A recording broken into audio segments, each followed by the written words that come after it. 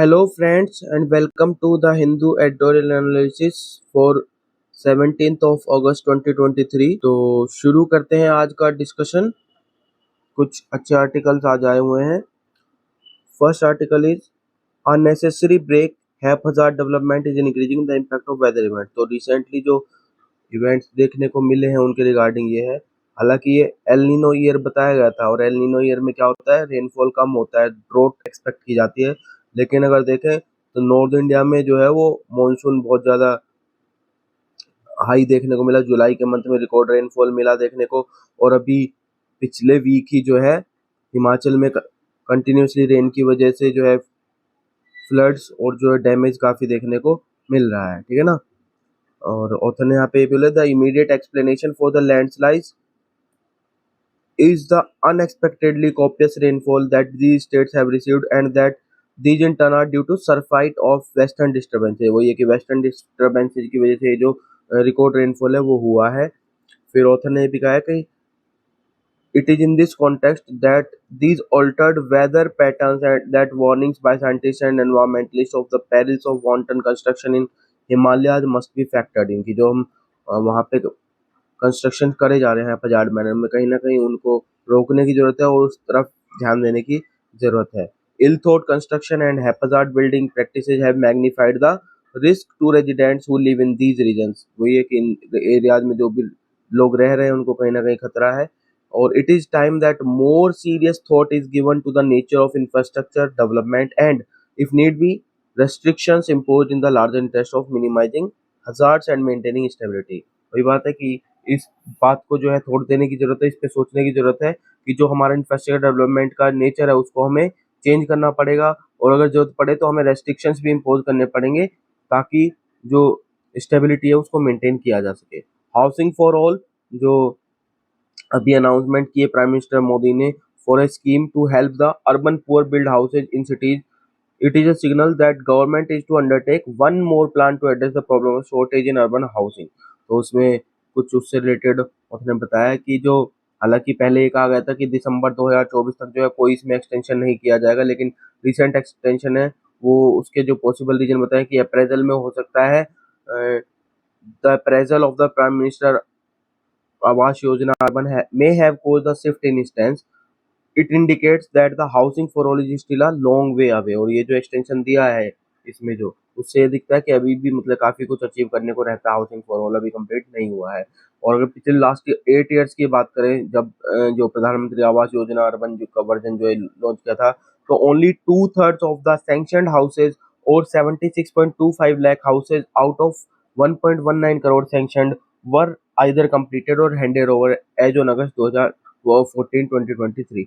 तो अभी केवल जो है 2/3 जो है सैंक्शन हाउस जो हाउसेज हैं वो जो है वो कंप्लीट हुए हैं या हैंड ओवर हुए हैं। ठीक है ना। सेंट्रल अगर इसमें असिस्टेंस की बात करें तो सेंटर का जो शेयर होता है वो है 24.4% और स्टेट और अर्बन लोकल बॉडीज का शेयर जो है वो है 16%। तो टोटल हो गया लगभग 40% के राउंड। और बाकी का जो 60% है वो बेनिफिशियरी को ही जो है वो बियर करना पड़ता है। तो ये भी एक रीजन बताया कि क्योंकि जो पार्लियामेंट्री कमेटी है उसने ये कहा है कि भाई जो बेनिफिशियरी है उसका शेयर जो है आप 40% ही कर दीजिए, 40% तक कीजिए, बाकी का जो है वो आप उसको हेल्प प्रोवाइड कीजिए क्योंकि वो लो इनकम कैटेगरी से आते हैं या तो और ज़्यादातर उनको लोन भी नहीं मिल पाता है। तो ये सब बताए हैं। फिर पार्लियामेंट्री कमेटी ने है also made well considered suggestion on the implementation of PMAYU and the government would do well to examine them while drawing up the proposed scheme। वही है कि जो उसके सजेशन है उनको वो काम करेगी। मोस्ट सिग्निफिकेंट इसमें जो रिकमेंडेशन है, need to drop uniform and fixed assistance across the country. कि आप जो यूनिफॉर्म आपने लगा रखा है कि इतना ही आपको असिस्टेंस मिलेगा, ठीक है ना, उसको एक तो यूनिफॉर्म की जगह आप उसको फ्लेक्सिबल कीजिए। ठीक है ना। adopt a flexible arrangement instead depending on the topography and other factors। बाकी कई सारे फैक्टर जैसे कि टोपोग्राफी है, रीजन वाइज आप उसको कर सकते हैं, उन सबको आप ध्यान में रखते हुए जो है आप फ्लेक्सिबल उसको अरेंजमेंट बताइए जो भी आप ये असिस्टेंस प्रोवाइड कर रहे हैं। ठीक है ना। This calls for central government organise discussion with the relevant agency such as state government, local bodies, urban planning bodies, urban sector professionals, financial institutions and activist as there is enough time for the union government to format the new scheme, क्योंकि अभी नई scheme को format करने में काफी time है, तो इन सब ये जो भी स्टेक होल्डर्स हैं, जो भी इसमें इन्वॉल्व होने वाले हैं, उन सब के साथ डिस्कशन करने की जरूरत है और एक अच्छा आउटकम लाने की जरूरत है, ताकि स्कीम को अच्छे से इम्प्लीमेंट किया जा सके। ठीक है, नेक्स्ट लीड आर्टिकल है an act to cement digital authoritarianism. तो कॉन्टेक्स्ट तो पता ही होगा, जो अभी डाटा एक्ट आया है रिसेंटली, उसके रिगार्डिंग ये है। तो यहाँ पे ऑथर ने जिक्र ये किया कि जो पुट्टास्वामी डिसीजन था जो सुप्रीम कोर्ट ने दिया था, उसमें सुप्रीम कोर्ट ने राइट टू प्राइवेसी को एज ए फंडामेंटल राइट जो है वो डिक्लेयर किया था, और वहाँ पे ये भी बोला था कि जो गवर्नमेंट है it has to introduce a data protection law in parliament as per this judgement. लेकिन जो अभी जो ये बिल आया है डाटा प्रोटेक्शन बिल, उसके रिगार्डिंग ऑथर ने कहा है कि ये डाटा प्रोटेक्शन बिल ना लग के ऐसा लगता है कि ये डाटा कलेक्शन का एक्ट जो है वो बनाया गया है। यहाँ पे ऑथर ने कुछ जो रिलेटेड पर्सनैलिटीज थी जिन्होंने इस कैंपेन में एक तरह से इम्पोर्टेंट रोल प्ले किया था, उनके यहाँ पे उनको भी कोट किया है, जैसे कि यहाँ पे जो national campaign for people's right to information and the Satark Nagrik संगठन है, उनकी उनके यहाँ पे जो मेंबर्स हैं उनको कोट किया है, threaten the very foundations of transparency and accountability. ठीक है ना। और दूसरा जो है ये इन्होंने भी बोला है कि ये जो बिल है it facilitates data collection and processing by the government and private entities rather than data protection. जो ये बिल आया है डाटा प्रोटेक्शन की जगह डाटा कलेक्शन और प्राइवेट एंटिटीज के द्वारा उनके प्रोसेसिंग को फैसिलिटेट कर रहा है, ना कि डाटा प्रोटेक्शन को। ठीक है ना। तो एक तरह से फर्दर ऑथर ने यहाँ पे जो बोला है डाटा पर्सनल प्रोटेक्शन एक्ट है is about total state control and having every Indian slip on digital leash. मतलब हर एक इंडियन को जो है डिजिटल लीश पे स्लिप करने के लिए एक तरह से ला दिया है, ना कि ये डाटा प्रोटेक्शन कम डाटा जो स्टेट का जो टोटल कंट्रोल है डाटा पे उसको ज्यादा हाईलाइट कर रहा है। ठीक है ना। Rather than protecting the ordinary citizen the act prescribe duty such as not to suppress any material information while providing her personal data for any document. और इसका ऑथर ने क्यों क्रिटिसाइज किया कि it imposes fines up to 10,000 on at risk groups of religious caste gender and sexual minorities that might provide incomplete or incorrect information for their personal safety। अगर वो अपनी personal safety की वजह से ये माइनॉरिटीज अगर अपना डाटा जो है वो नहीं फुली डिस्क्लोज करते हैं तो उनके ऊपर 10,000 रुपए की पेनल्टी भी जो है वो इम्पोज कर रखी है। ठीक है। तो इंडिविजुअल लिबर्टी को एक तरह से पूरी तरह से खत्म कर दिया है, ये ऑथर ने बोला है। ठीक है ना। यहाँ पे ऑथर ने दो चार और भी एक्ट्स का जिक्र किया है जिनको एक तरह से इस जो डाटा प्रोटेक्शन जो ये बिल आया है और जो एक्ट है उसने कहीं ना कहीं उनको जो एग्जाम्पशन प्रोवाइड किए थे उनको और ज्यादा मजबूत कर दिया है। जैसे ऑथर ने यहाँ पे क्रिमिनल प्रोसीजर आइडेंटिफिकेशन एक्ट 2022 का जिक्र किया है which has made into law as per project 39 and it creates databases unnecessary while also infringing on the fundamental rights.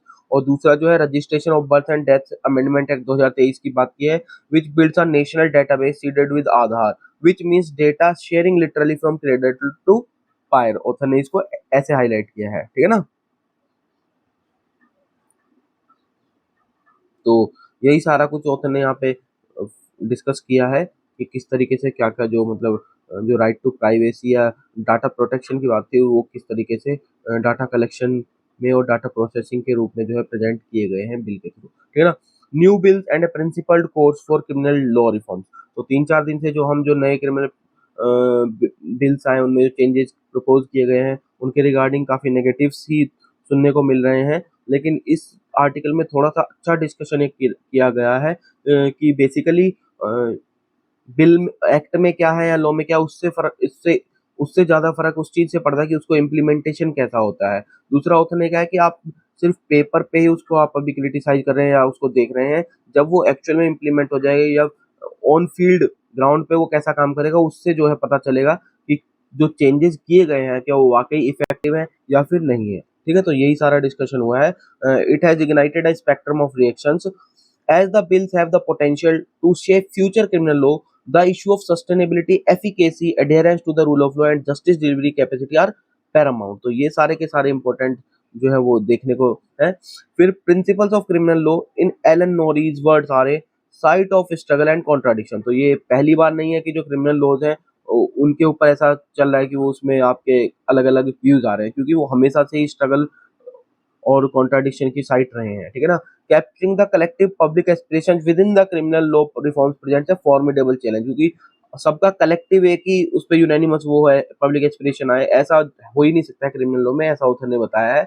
Criminal law is an instrument of social control, reason उसका यही है क्योंकि criminal law जो है वो एक instrument है social control का। It moulds and guides us in more ways than one, और ये हमें एक से ज्यादा तरीके में मोल्ड और गाइड करने की कोशिश करता है। इसी वजह से डिफरेंट डिफरेंट पब्लिक एस्पिरेशन जो है वो आपको देखने को मिलेंगी। It is too early to decide whether the bills will cause large scale changes in the legal landscape. वही बात है कि अभी से नहीं बताया जा सकता कि जो लीगल लैंडस्केप में चेंजेस आने वाले वो क्या होंगे, ठीक है ना। तो सक्सेस जो फेलियर है क्रिमिनल लॉ रिफॉर्म्स का, it hinges on there Inception, formulation, resilience and far sightedness. तो इन सारी चीजों पे डिपेंड है कि वो इंसेप्ट कैसे किया, उनका इंसेप्शन कैसा रहेगा, फॉर्मुलेट किस तरीके से किए जाएंगे, उनका रेजिलियंस कैसा रहेगा, और फार साइटेडनेस कितनी दिखाई जाएगी जब उनको आप पूरी तरह से एक्ट बना देंगे उनको, ठीक है ना।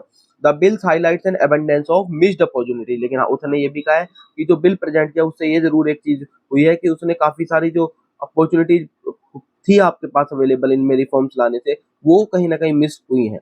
तो कुछ रिफॉर्मेटरी मेजर्स जो हुई हैं, ठीक है ना, उनकी ऑथर ने बात की है। The assertion that these bills are draconian when compared to their previous iteration lacks merit, जो ये बात करेंगे जो पिछले वाले बिल्स थे उनके कंपैरिजन में जो नए चेंजेस हैं वो सारे के सारे ड्रैकोनियन है। तो ऑथर ने कहा कि अगर हम मेरिट पे देखें तो इनके अंदर कोई भी मतलब ऐसा कोई सॉलिड ग्राउंड नहीं है। जैसे बाकी को छोड़कर ऑथर ने यहाँ पे कुछ चीजें साइट करी हैं, उनमें से जो ऑथर ने बताई है कुछ इंपॉर्टेंट, तो ऑथर के अकॉर्डिंग कुछ इंपॉर्टेंट जो वो देख लेते हैं। पहला, the bill exhibit moderate modifications fostering gender inclusivity and replacement of anachronistic terms. कुछ जो टर्म्स है उनको जेंडर इंक्लूसिव बनाया है, और जो एनाक्रोनिस्टिक टर्म्स थी उनको भी चेंज किया गया, जैसे अनसाउंडनेस ऑफ माइंड को चेंज करके मेंटल इलनेस से रिप्लेस किया गया है। फिर there is also a measured reconfiguration in punishments for minor and serious serious offences. जो माइनर और सीरियस ऑफेंसेस थे उनके जो पनिशमेंट थे उनमें रिकॉन्फ़िगरेशन किया गया है कि माइनर ऑफेंस के लिए कम पनिशमेंट रहे और जो सीरियस ऑफेंस है उसके लिए पनिशमेंट ज्यादा बढ़ाई जाए। Significantly the integration of information and communication technology applications with criminal justice process note वर्दी। वही जो आईटी टेक्नोलॉजी का यूज करने का जो वो प्रपोजल्स जो प्रोविजंस डाले गए हैं, जैसे कि आपने बोला था वीडियोग्राफी की जाएगी सर्च एंड सीजर में, ठीक है ना, वो सारे कहीं ना कहीं नोट वर्दी स्टेप है। फिर although limited, innovations such as trial in absentia and the introduction of community service are commendable। जो कम्युनिटी सर्विस की बात की गई है, ट्रायल इन एब्सेंशिया के जो बात किए गए हैं वो भी हालांकि लिमिटेड है जो प्रोविजंस है, लेकिन वो भी एक कमेंडेबल वो है प्रोविजन जो कि इसमें डाले गए हैं। फिर exclusion of attempted suicide and adultery aligns the black letter of the law with Supreme Court of India decision. Supreme Court of India ने दोनों ही केसेस में जिसमें सुसाइड को डिक्रिमिनलाइज किया गया था और अडल्ट्री को भी डिक्रिमिनलाइज किया गया था, उसमें भी चेंजेस किए गए थे, तो उन दोनों को ही एक्सक्लूड किया गया नए लॉ में। तो कहीं ना कहीं ये भी एक अच्छा साइन है, ठीक है ना। फिर notably the offence of sedition has been judicially tempered through the introduction of culpability constant. दो जो चेंजेस किए गए हैं सेडिशन का नाम एक तो बदल दिया गया, उसमें भी फिर रेस्ट्रिक्शंस जो थे पहले वो थोड़े से चेंज किए गए कि आप सिर्फ अब किस चीज पे जो है आप एक तरह से वो लगा सकते हैं, सेडिशन वाले प्रोविजन जो पहले थे उनको आप किस किस उसमें लगा सकते हैं, और उसका नाम भी बदल दिया गया है, ठीक है ना। जो स्टेट का डिफेमेशन वाला क्लॉज था उसको हटा दिया गया है। तो ये सारे अच्छे चेंजेस ऑथर ने बताए हैं। फिर newly created offences such as terrorism, organised crime, mob lynching and negligent acts to add novel dimensions, और कुछ नए डायमेंशंस भी ऐड किए गए हैं, जैसे कि आपने टेररिज्म को उसमें इंक्लूड किया है, ऑर्गेनाइज्ड क्राइम को किया है, मॉब लिंचिंग को किया है, नेग्लिजेंट एक्ट्स को किया है। तो ये सारे भी अच्छे प्रोविजंस है। टेस्ट की बात करते हैं कि टेस्ट जो है अभी होना इनका बाकी है। The debate should not revolve merely around ascertaining positive और नेगेटिव। जो डिबेट है वो पॉजिटिव और नेगेटिव को असरटेन करने की तरफ नहीं होनी चाहिए। Instead the pivotal concern lies in ascertaining whether the fundamental tenets of criminal jurisprudence have been upheld throughout this process। पूरे प्रोसेस में क्या जो टेनेट्स है क्रिमिनल jurisprudence के फंडामेंटल, उनको जो है अपहेल्ड किया जाएगा, रखा जाएगा या नहीं, ये जो है मेन कंसर्न रहेगी और यही देखने वाली बात रहेगी। The primary principle for such adjudication remains the extent to which reforms address the needs and concerns of those impacted by criminal justice, especially the realization of fundamental and statutory rights। तो जो क्या fundamental और statutory rights को actual में realise किया जा सकेगा या नहीं, और क्या इम्पैक्ट रहेगा क्रिमिनल जस्टिस का, है ना, वो बेसिकली वो डिसाइड करेगा कि कितना अच्छे से जो मतलब जो चेंजेस है वो कितने अच्छे हैं या फिर नहीं है। Amended laws must strike a balance between state security imperatives and individual freedom. दोनों चीजों को क्या वो बैलेंस कर पाएंगे? जो स्टेट के सिक्योरिटी इम्परेटिव्स हैं वो, और जो इंडिविजुअल फ्रीडम की हम बात करते हैं वो। The efficiency of reforms hinges on their capacity to effectively curtail potential misuse by functionaries. क्या जो फंक्शनरीज इसका मिसयूज कर रहे हैं क्या उसको कर्टेल कर पाएगा ये? तो उस पे जो है इसकी एफिकेसी जो है वो एफिशिएंसी बेस्ड रहेगी। ये तो पहला पॉइंट ऑथर ने बताया। सेकंड जो ऑथर ने यहाँ पे बात करी है वो ये बताइए कि following the principles of criminalisation in creating new offences equally pertinent. कि जो क्रिमिनलाइजेशन में प्रोसेस है, जो प्रिंसिपल्स हैं, नए ऑफेंसेज जो आ रहे हैं उनमें आप किस तरीके से उनको आप देखेंगे, ठीक है ना, वो भी वहां पे मतलब इंपॉर्टेंट रहेगा। ठीक है। तीसरा जो ऑथर ने यहाँ पे बताया वो बताया कि the criminal laws in this country further class divides as the rich and the resourceful get better access to justice when compare to the marginal vulnerable. तो क्या जो प्रिंसिपल्स हैं इक्वालिटी और इक्विटेबिलिटी के, वो एसेंशियल चेक्स रख पाएंगे इन क्रिमिनल लॉ रिफॉर्म्स पे या नहीं? और क्या जो वल्नरेबल सेक्शंस है वो इसको वो भी अचीव मतलब उनके लिए भी एक्सेसिबल रहेंगे या नहीं रहेंगे? ये एक थर्ड ऑथर ने बताया है।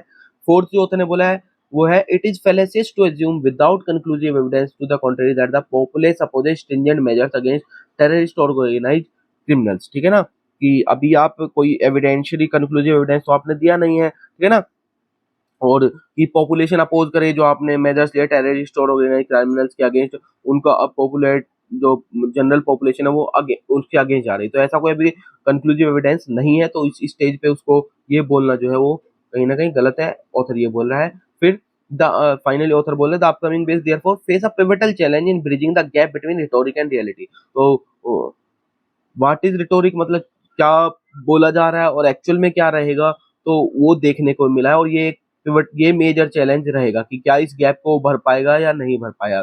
Potency of reforms hinges on the criminal justice system's capacity to implement it effectively. कि इफेक्टिवली इम्प्लीमेंट हो पाता है या नहीं हो पाता, ये कहीं ना कहीं उसकी पोटेंशियल या उसकी एफिशिएंसी को जो है उस पे उसको बताएगा। Regardless of their linguistic merit systemic shortcomings make numerous legal provisions infeasible. जाहिर सी बात है कि आप लिंग्विस्टिक मेरिट कितने कितने अच्छा लैंग्वेज आप उसको दे दो, कितने अच्छी अच्छी प्रोविजंस आप उसमें लॉ में या एक्ट में बना दो, लेकिन अगर उनमें इम्प्लीमेंटेशन में उसके शॉर्टकमिंग्स है या सिस्टम में अगर शॉर्टकमिंग्स है, तो कितना भी अच्छा जो लीगल प्रोविजन होगा वो भी जो है इनफिजिबल हो जाता है। और यही बात डॉक्टर अंबेडकर ने भी बोली थी जब कॉन्स्टिट्यूशनल डिबेट चल रही थी कि आप कितना भी अच्छा कॉन्स्टिट्यूशन बना लीजिए, लेकिन अगर उसको इम्प्लीमेंट करने वाले लोग अच्छे नहीं होंगे तो वो कोई अच्छा रिजल्ट नहीं दे सकता। वहीं भी अगर कितना भी बुरा कॉन्स्टिट्यूशन रहेगा या कितना भी बुरा स्टेट्यूटरी प्रोविजन रहेगा और उसको इम्प्लीमेंट करने वाले लोगों की इंटेंशन अच्छी है और वो लोग अच्छे हैं,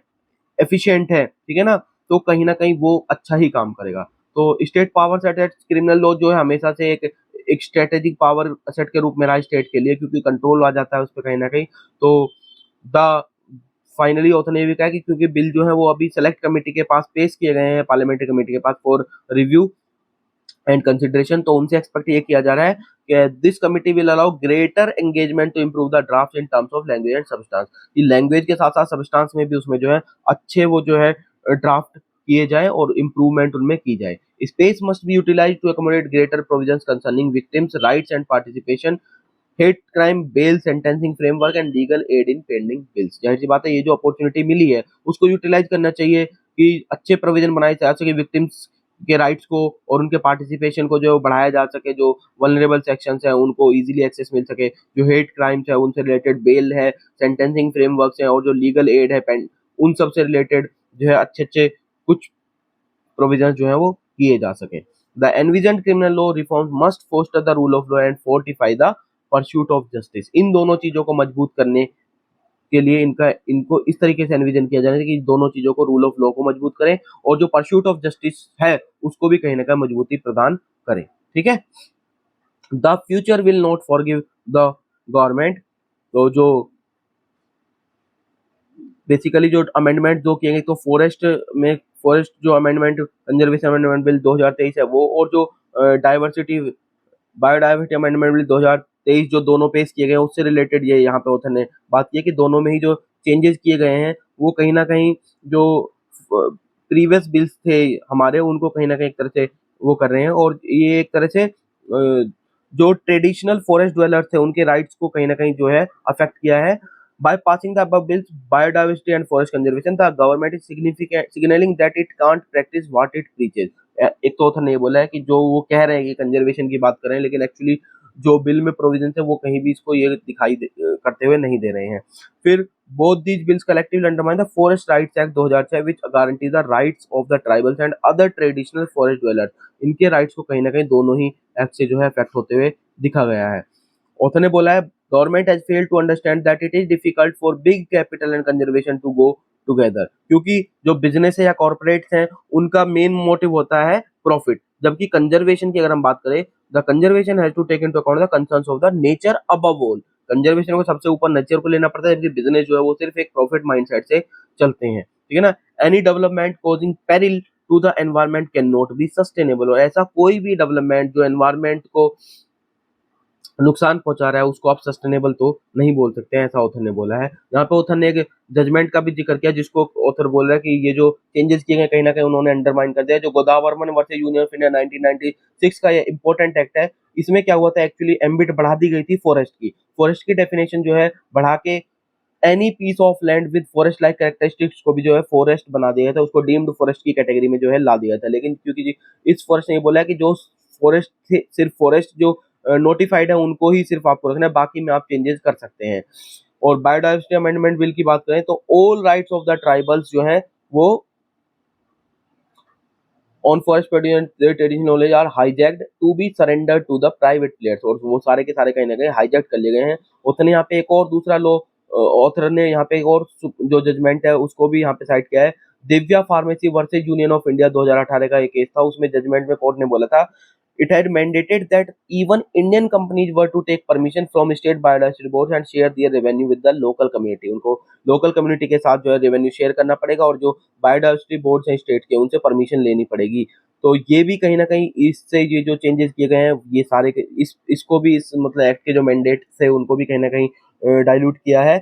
और अब जो है उनको जो डीनोटिफाइड जो मतलब जो नोटिफाइड फॉरेस्ट वाले एरिया नहीं है, रीजन्स नहीं है, वहां पे जो है उनको चेंजेस करने की एक तरह से परमिशन दे दी है, ऐसा उसने बोला है, ठीक है।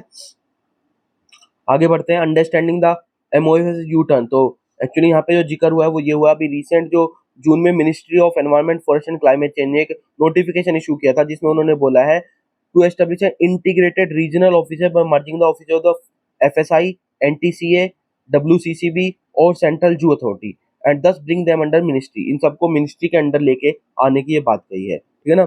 ऑथर ने यहाँ पे बोला है कि ये पहले भी एक्चुअली बात हुई थी, तो जो मिनिस्ट्री थी replied that the notification does not amount to a merger and the intention was to get the various authority to function at 19 regional offices under one roof, but more than 2 years later the MOF dropped the merger plan, likely owing to technical and administrative difficulty in merging the institution in questions।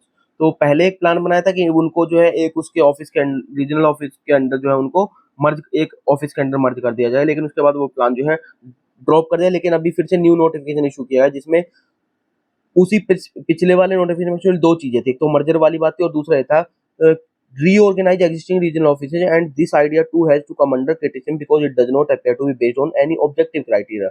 और उसी को अब जो notify किया गया है, लेकिन वही है कि ये भी जो है ऑब्जेक्टिव क्राइटेरिया पे किसी पे बेस्ड नहीं है, ऐसा ऑथर का कहना है, ठीक है। यहाँ पे एक बार देख लेते हैं ये जो अथॉरिटीज हमने बात की थी वो क्या क्या करती हैं। जो एनटीसी है ये मैनेजिंग अथॉरिटी है, प्रोजेक्ट टाइगर की हमें पता होना चाहिए, टाइगर जो रिजर्व है इंडिया में उनको भी ये मैनेज करती है। जो एफएसआई है, forest survey of India, it is a scientific body that primarily deals with the forest data के साथ ये डील करती है। जो डब्ल्यूसीसीबी है, it is an enforcement authority, ठीक है ना, वाइल्ड लाइफ कंजर्वेशन को ये देखती है। और जो सीजी है, सेंट्रल जू अथॉरिटी है, it's purview is limited to the functioning of zoos. तो ये चार अलग अलग अथॉरिटी है और इनके चार अलग अलग फंक्शंस हैं, ये सारे के सारे एक ही उसमें लाने की बात की जा रही है। और इससे जो वो है जो पिटिशनर है उसने जो आर्ग्यू किया है कोर्ट में वो ये किया है, it would amount to a merger of entities and authorities that is impermissible in law. ये जो एक्चुअल में जो प्रीवियस प्रपोजल था उसके अगेंस्ट जो पिटिशन फाइल हुई थी उसमें जो पिटिशनर था उन्होंने बोलता है कि it would amount to a merger of entities and authorities that is impermissible in law, ठीक है ना। Why is Bihar caste based survey facing legal challenges. जो बिहार में कास्ट बेस्ड सर्वे होता है उसको सुप्रीम कोर्ट में उसके अगेंस्ट जो है वो हुई है, क्योंकि हाई कोर्ट जो पटना का हाई कोर्ट वर्डिक्ट था उन्होंने अपहोल्ड किया था बिहार के जो गवर्नमेंट का डिसीजन था कास्ट सर्वे का उसको, तो उसी को भी चैलेंज किया गया है सुप्रीम कोर्ट में। तो census is conducted at the beginning of every decade does not record any caste data other than those for listed as सीज। In the absence of such a census, there is no proper estimate for the population of OBCs, various groups within the OBCs and others। ठीक है ना, देख लेते हैं important चीज क्या है। तो सर्वे तो बता ही दिया क्या काम करता है, सोशल इकोनॉमिक डाटा करता है, करने वाला है। ये जो बिहार में सर्वे हो रहा है कास्ट बेस्ड सेंसस, वो एक्चुअली है सोशल इकोनॉमिक डाटा कलेक्ट करे for population of 12.70 crore in the 38 districts of Bihar. ठीक है ना, इन द पहले फेज में हाउस होल्ड वो किया जाएगा एनुमरेशन, उसके बाद सेकंड फेज में जो है data related to caste, sub caste and religions of all people is to be collected. Why the need for a caste census की जरूरत क्यों होती है, वही है कि रिकॉर्ड तो करता है जो सेंसस है, जो हर डिकेडल सेंसस होता है, it does not record any cast data other than for those listed on SC. तो सिर्फ एससी के लिए वो डाटा कलेक्ट करता है कास्ट का, बाकी के लिए नहीं। तो इससे जो ओबीसी है या जो और ग्रुप्स है विद इन ओबीसी है, उनका एक्चुअली आप कंप्लीट जो है वो एन्यूमरेशन नहीं कर पाते हैं। ठीक है ना, despite this ambiguity the union government has categorically ruled out conducting socio economic caste census saying it is unfeasible, administratively difficult and cumbersome. तो ये कहते हो जो है यूनियन गवर्नमेंट ने इसको मना किया था। अभी जो मंडल कमीशन की एक रिपोर्ट का भी यहाँ पे जिक्र किया होता है, जिसमें जो है 27% रिजर्वेशन दिया गया था ओबीसीज को।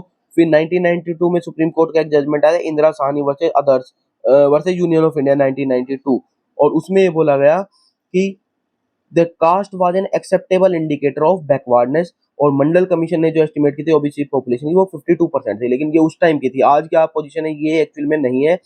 और चैलेंज क्यों किया गया है, तो चैलेंज सबसे पहले तो ये बोला गया कि ये अनकॉन्स्टिट्यूशनल है। क्यों? क्योंकि centre is exclusively authorise to conduct a census under the constitution. Constitution के अंडर सिर्फ सेंटर ही है जो एक्सक्लूसिव ऑथराइज है सेंसस करने के लिए। दूसरा जो यहाँ पे जो पॉइंट दिया गया है वो ये दिया है कि state government does not have any independent power to appoint district magistrate and local authorities for collecting data without a notification under section 3 of the census act 1948। तो बिना सेंटर के आपने नोटिफाइड कराए हुए जो है आपने इस तरीके से डाटा स्टेट गवर्नमेंट वो कलेक्ट नहीं कर सकती है, ये दूसरा रीजन दिया है। ठीक है ना, जो हाई कोर्ट ने वर्डिक्ट दिया, पटना हाई कोर्ट ने जो बोला था कि ये अपहोल्ड किया था, वो एक्चुअली बेसिकली जो उन्होंने किया था as it permits the collection of personal data by the state under executive order. अच्छा, हाई कोर्ट का वर्डिक्ट को एक्चुअली ऑथर ये बोले कि उन्होंने उसको भी जो पुत्ता स्वामी जजमेंट में जो था वो उसका भी अगेंस्ट जाके मतलब एक तरह से कहा। ये तीसरा रीजन बताया है कि जो ये वो है वो जो है हाई कोर्ट के वर्डिक्ट को भी असेल कर रहा है। ठीक है, तो this is it regarding these articles. So ये आज का डिस्कशन था, होप आपको ये पसंद आया होगा। अगर आपको वीडियो पसंद आया है तो आप लाइक कर सकते हैं, शेयर और सब्सक्राइब कीजिए चैनल को। Thank you.